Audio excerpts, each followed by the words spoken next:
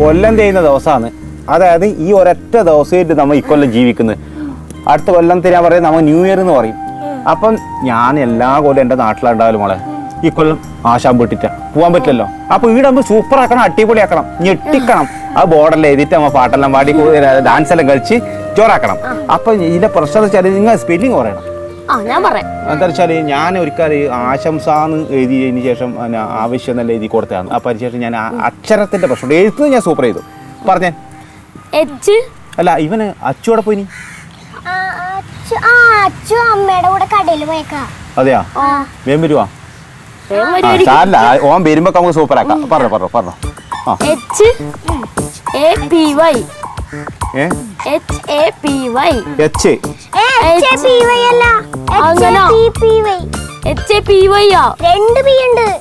ഞങ്ങളൊക്കെ പഠിച്ചിട്ടില്ല ഇംഗ്ലീഷിലെത്തയാ 2 പേർക്ക്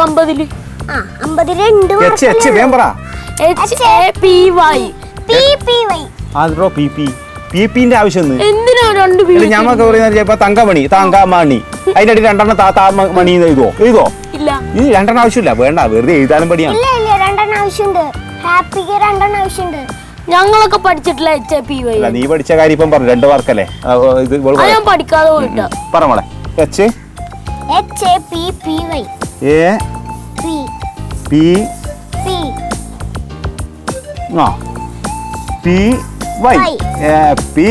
അടിപൊളിടാ എമാര് സംഭവം നോക്കടാ.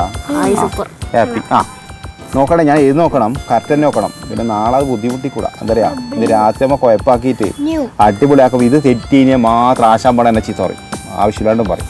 പറ ന്യൂ ഹാപ്പി ന്യൂ പറ. ഇയർ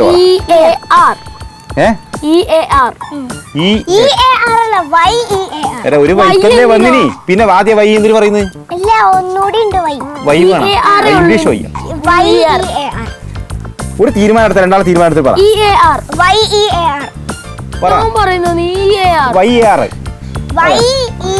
മതി മതി ഇവള് പറഞ്ഞ മതി.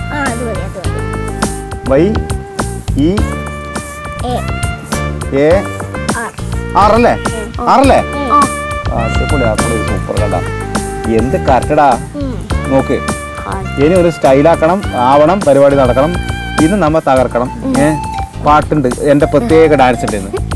ആശാൻ കാണാണ്ട് ഞാൻ അപ്പുറത്തെ ബാക്കിൽ ഞാൻ പഠിപ്പിച്ചു.